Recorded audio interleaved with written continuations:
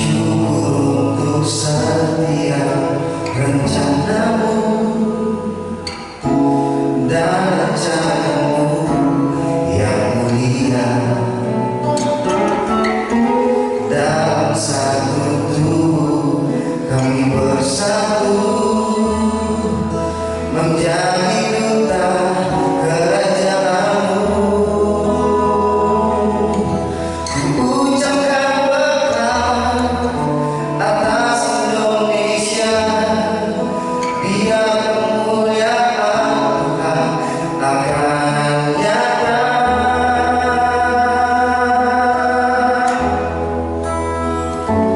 Bagi bangsa ini kami berdiri dan membawa doa kami kepadamu. Sesuatu yang besar pasti terjadi dan mengubahkan negeri kami. Hanya namamu Tuhan ditinggikan atas seluruh bumi.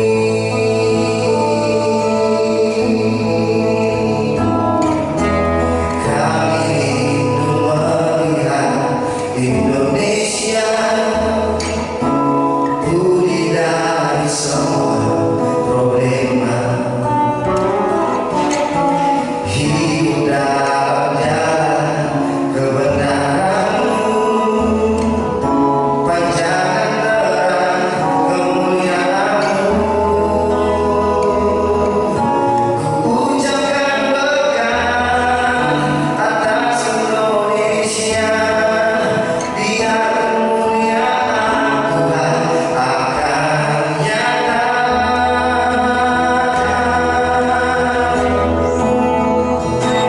Bagi bangsa ini kami berdiri dan membawa doa kami kepadamu. Sesuatu yang besar pasti terjadi dan mengubahkan negeri kami. Hanya namamu Tuhan ditinggikan atas seluruh bumi.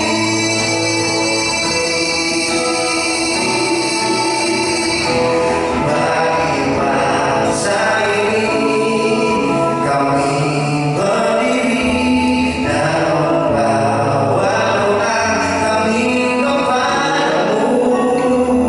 Sesuatu yang besar pasti terjadi dan mengubahkan negeri kami. Hanya namamu Tuhan ditinggikan. Hanya namamu Tuhan ditinggikan.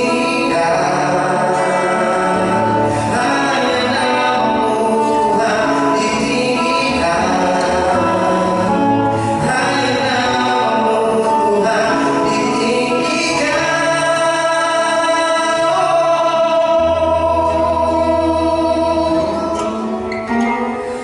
atas seluruh bumi.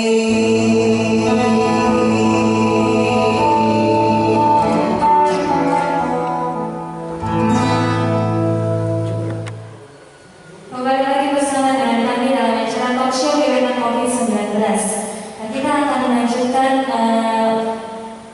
talk show di hari ini. Mungkin saya akan memberikan lanjut dari sisi kesehatan. Tapi saya mau menanyakan kepada dokter, kira-kira kan kalau di Kota Ambon ini kan tidak semua orang yang dari Kota Ambon ini pasti mereka ada yang mungkin pergi mengikuti pendidikan di luar atau bekerja di luar kota gitu. Nah, ketika ada hal-hal seperti ini dan dari universitas maupun dari pekerjaan memberikan waktu untuk bekerja dari rumah, nah merupakan suatu keistimewaan tersendiri untuk pulang ke rumah bertemu dengan keluarga gitu. Dan banyak anak-anak muda maupun orang yang bekerja memutuskan untuk kembali ke Kota Ambon. Mungkin bagaimana menurut Bapak kira-kira terkait dengan hal ini? Ketika ada keluarga kita atau saudara kita yang dari luar Kota Ambon datang atau pulang kembali ke Kota Ambon, bagaimana kita menanggapi? Setiap pendatang dari luar kota yang masuk ke kota Ambon itu wajib melakukan isolasi mandiri atau karantina mandiri. Untuk waktunya itu kami edukasikan selama 14 hari sejak kepulangan. Jadi sejak sampai ke kota Ambon, kemudian 14 hari ke depan harus melakukan isolasi mandiri. Apa itu isolasi mandiri dan bagaimana melakukannya? Jadi disarankan ketika isolasi mandiri itu yang pertama, karena isolasi berarti jangan keluar rumah. Yang pertama, kemudian bila di dalam keluarga usahakan untuk memiliki ruangan yang terpisah. Jadi tidak bergabung dengan anggota keluarga yang lain. Jarak boleh 1 meter, 2 meter boleh, tapi harus ruangan yang terpisah. Lalu perhatikan untuk sirkulasi udara, jadi ventilasinya, kemudian jendelanya harus terbuka supaya paparan sinar matahari dan udara yang keluar masuk di dalam ruangan itu baik. Lalu di dalam ketika melakukan isolasi mandiri, usahakan tetap menggunakan masker. Kemudian lakukan cuci tangan secara efektif. Kami juga menyarankan bahwa ketika melakukan isolasi mandiri sebaiknya melakukan pemisahan terhadap misalnya piring atau sendok yang digunakan, termasuk juga dengan barang-barang pribadi. Kemudian jika memang dalam kondisi mendesak harus keluar rumah, diusahakan untuk memakai masker. Tapi jika tidak, sebaiknya di dalam jadi melakukan isolasi mandiri. Hindari keramaian atau kerumunan, kemudian tetap menerapkan pola hidup yang bersih dan sehat. Olahraga bisa dilakukan misalnya, tapi hanya keluar dari rumah sebentar untuk berjemur matahari pagi, itu saja. Tapi dengan catatan bahwa harus social distancing, jadi tidak kemana-mana, tidak keluyuran kemana-mana sesuka hati. Lakukan isolasi mandiri itu di rumah dan tidak kontak dengan terlalu dekat dengan anggota keluarga yang lain. Oke, berarti bagi teman-teman mungkin yang baru melakukan pulang kampung, pulang ke kota Ambon, mungkin bisa melakukan hal yang tadi disampaikan oleh dokter, isolasi mandiri dan tidak bersentuhan dengan anggota keluarga, tetap jaga jarak, karena dengan hal itu kita itu merupakan satu bentuk kasih sayang kita bagi orang-orang di sekitar kita. Bukan berarti kita jaga jarak karena kita tidak suka, tapi untuk saat ini situasinya mengharuskan kita untuk seperti itu. Nah, mungkin dokter tadi sudah mengatakan bahwa salah satu hal yang bisa kita lakukan untuk menangani ini adalah mencuci tangan secara rutin. Nah, mungkin saat ini kan di sini sudah disediakan hand sanitizer yaitu oleh dokter. Nah, mungkin kita sudah sama-sama mempraktekkan langkah-langkah cara mencuci tangan yang benar dipandu oleh dokter. Kita semua narasumber dan juga saya, kita sama-sama mempraktekkan supaya teman-teman di rumah maupun yang melihat acara ini bisa mempraktekkan cara mencuci tangan yang benar dan yang baik seperti apa secara kesehatan. Untuk melakukan cara cuci tangan, terima kasih. Ini bisa dilakukan dengan menggunakan air mengalir atau dengan sabun. Kalau untuk hand sanitizer ini juga boleh. Bisa dilakukan 20-30 detik. Ada beberapa langkah, mungkin mau dibagi.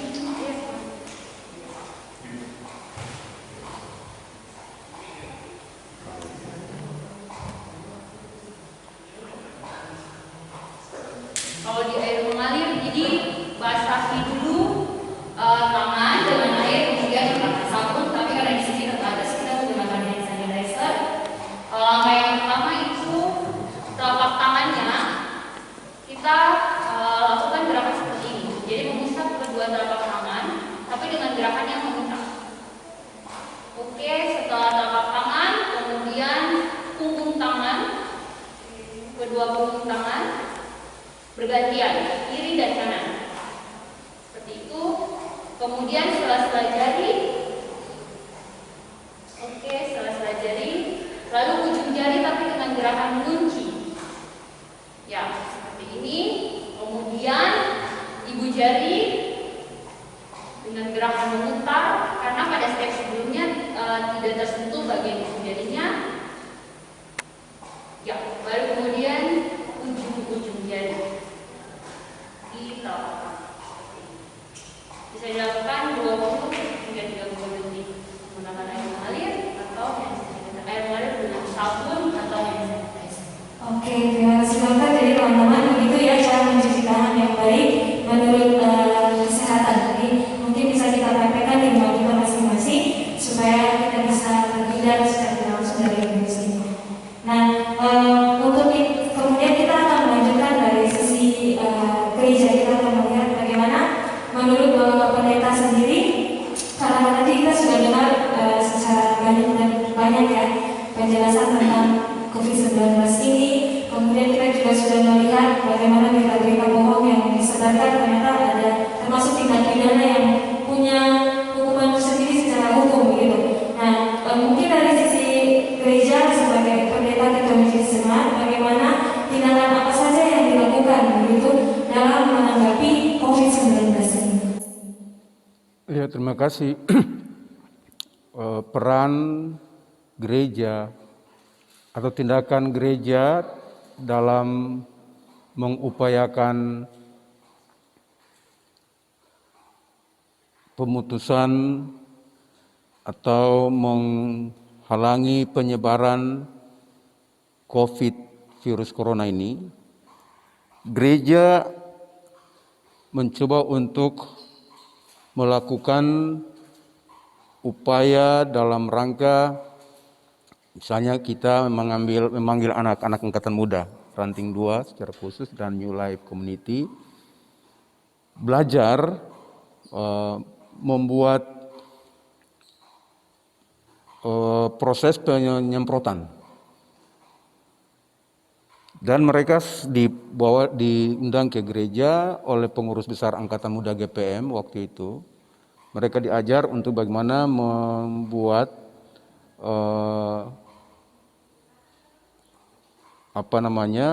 campuran obat itu, dan kemudian bagaimana proses penyemprotannya, dan mereka mendapat arahan itu dengan beberapa bahan yang digunakan. Lalu mereka mencoba untuk melakukan proses penyemprotan, dan kami meminta mereka untuk terlibat di dalam penyemprotan di lingkungan jemaat yang ada, khususnya di sektor-sektor di lingkup Angkatan Muda Ranting 2 ini. Bahkan 2 minggu sekali dilakukan proses penyemprotan pada gedung gereja dan tempat-tempat ibadah termasuk pastori. Kami ada berencana ke depan ini menghadirkan Ranting 1 dan Ranting 2 untuk mereka melakukan penyemprotan secara menyeluruh pada semua rumah-rumah yang ada di Jemaat GPM Halom Anugerah. Itu peran atau kami mencoba untuk mengantisipasi penyebaran virus ini. Yang kedua, bahwa gereja menyiapkan sekitar 23 tempat air dengan sabunnya semua ditempatkan di lingkup sektor pelayanan di unit-unit di mana tempat yang bisa dimasuki atau dilalui oleh orang banyak. Misalnya mereka ke pasar, keluar jemaat, berbelanja, pulang, sebelum masuk lorong mereka sudah mencuci tangan. Di tempat-tempat ojek, sebab tempat itu adalah transaksi para penumpang dengan para tukang ojek. Dan juga kami mencoba untuk melihat, karena ketika virus corona ini dia begitu viral, itu kan banyak sekali anak-anak jemaat yang mengalami hambatan kerja. Karena itu beberapa kali dilakukan pembagian sembako yang diinisiasi oleh majelis jemaat. Jadi kami mencoba untuk membantu pemerintah dalam hubungan dengan bagaimana gereja juga bisa memberikan santunan. Karena kita gereja tidak hanya berbicara soal marturia, kononia, tapi diakonal. Diakonal itu juga mesti menjadi saluran berkat Tuhan kepada mereka yang membutuhkan. Dan karena itu mereka-mereka yang disebut dengan istilah miskin baru itu kami inventarisir dari tiap-tiap unit sektor, kemudian dibagikan kepada mereka. Kami akan terus dan kemudian menjadi sebuah pergumulan kami bahwa setiap, karena apa juga doa menjadi kekuatan. Pemerintah mengupayakan, dokter mengupayakan, tapi kami juga menopang semua yang dilakukan oleh baik itu pemerintah, oleh itu dokter dan tenaga-tenaga kesehatan. Kami gereja mengambil peran untuk setiap malam di gedung gereja kami lalu berkumpul hanya beberapa majelis dengan pendeta, sekitar 4-5 orang aja. Terus mendoakan ini pergumulan yang dihadapi secara global, secara mendunia, tapi juga untuk kita di Indonesia dan terlebih lagi di Maluku dan di kota Ambon, di mana Maluku sudah menjadi zona merah ini. Dan itu peran gereja untuk bisa mengantisipasi penyebaran virus corona seperti yang dikatakan oleh Ibu Dokter tadi.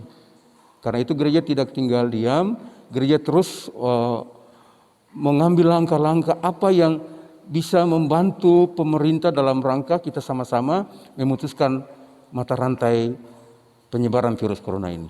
Itu mungkin yang dilakukan oleh gereja dalam kaitan dengan mengantisipasi penyebaran virus ini. Terima kasih.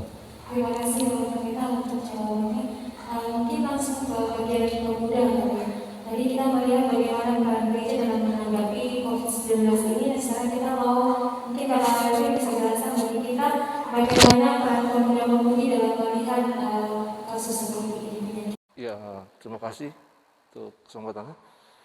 Langkah yang diambil oleh pemuda dalam konteks pemutusan mata rantai COVID-19 selama ini yang tadi pertama saya sebutkan, kita melakukan penyemprotan di mana kerjasama antara Angkatan Muda Ranting 2 Halong Anugrah dan Wilayah Community itu dilakukan seminggu sekali.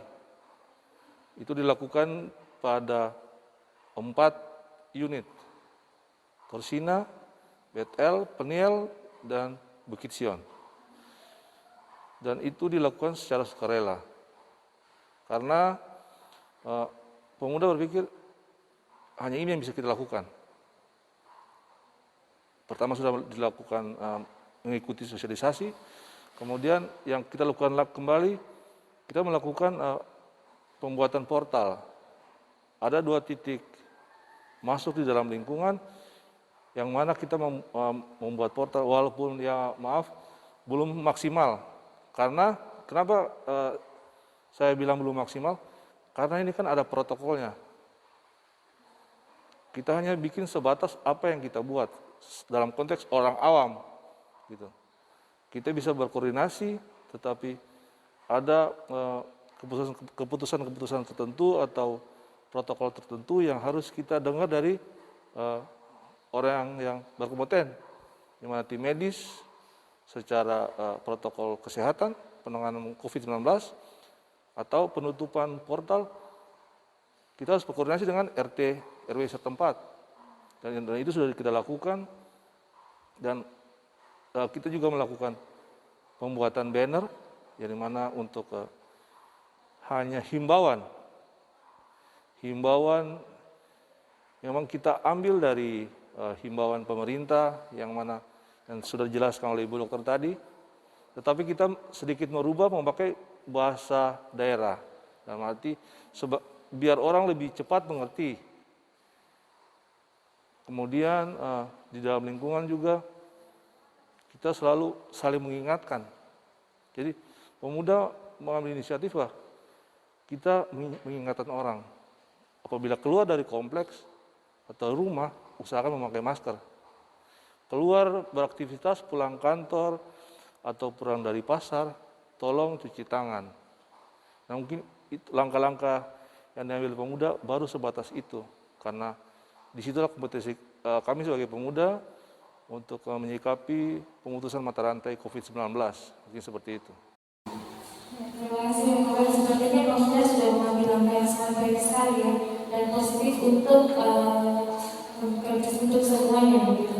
Dengan cara melakukan penyemprotan dan juga membuat penutupan portal di kompleks dan juga membuat banner-banner untuk bisa mengingatkan masyarakat umum yang bisa lewat dan melihat, oh iya, ternyata kita sedang dalam pandemi COVID-19 ini. Kita perlu waspada untuk hal ini. Mungkin kembali lagi ke Bapak Pendeta, kira-kira bagaimana gereja dan kebijakan apa yang diambil oleh gereja gitu kan terjadi COVID-19 ini, semuanya serba dirumahkan, bekerja dari rumah, kuliah dari rumah. Nah, salah satu yang dirumahkan juga termasuk ibadah gitu. Ibadah yang dilakukan setiap hari Minggu maupun ibadah di hari-hari biasa pun dilakukan dari rumah. Nah, kira-kira kebijakan dari gereja terkait peribadahan ini seperti apa? Iya, sebagaimana tadi dikatakan oleh Ibu Dokter bahwa dalam rangka memutuskan mata rantai penyebaran virus ini tidak boleh ada dibentuk kerumunan banyak orang. Itu juga anjuran pemerintah. Tadi saya katakan bahwa gereja adalah mitra pemerintah. Pemerintah adalah alat Tuhan di dunia juga. Dan oleh karena itu suara pemerintah yang bersifat baik dan menguntungkan kepada masyarakat, gereja harus menopangnya. Nah, oleh karena itu maka gereja lalu melakukan lewat suaruan gembala Sinode GPM ke seluruh klasis dan jemaat-jemaat yang berdampak pandemi COVID-19 bahwa harus dirumahkan karena tidak boleh keluar ketika kalau tidak punya urusan penting di luar. Karenanya itu gereja lalu mengarahkan supaya ibadah bina keluarga yang selama ini menjadi orientasi pembinaan Gereja Persamaan Lukus supaya keluarga-keluarga Kristen melakukan ibadah bina keluarga di mana papa mama mengarahkan membina anak-anak, berdoa bersama, itu bisa dilakukan. Dan oleh karena itu lalu dilakukan ibadah bina keluarga pada setiap malam di mana terjadi perjumpaan antara orang tua dan anak yang mungkin selama ini ketika COVID ini belum muncul, itu papa mama anak-anak kurang berkumpul untuk beribadah. Dan ini lalu menjadi sebuah bagian dalam bagaimana gereja dalam hal ini orang-orang percaya, karena keluarga itu adalah gereja yang kecil, turut mendoakan pergumulan terkait dengan virus corona ini. Dan ibadah-ibadah yang dirumahkan itu lewat materi-materi bina umat, ya, disalurkan liturgi-liturgi beribadah untuk mereka, sehingga mereka juga terbiasa di dalam membangun hidup mereka untuk berdoa kepada Tuhan. Yang kedua bahwa ibadah-ibadah dalam rangka pembinaan laki-laki, pembinaan perempuan, pembinaan persekutuan, itu dia berlangsung melalui sarana-sarana toa-toa gereja. Ada 4 titik yang ada kita pakai supaya umat juga bisa sama mendengarkan atau ditopang dalam doa-doa para pelayan.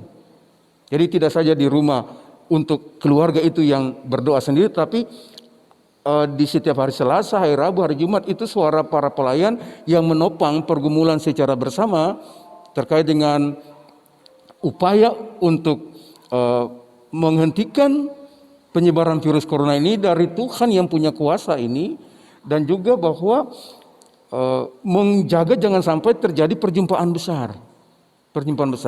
Dan itu awal setelah pemerintah mengeluarkan anjuran ini, lalu tadi saya katakan bahwa gereja lalu melakukannya, menopangnya.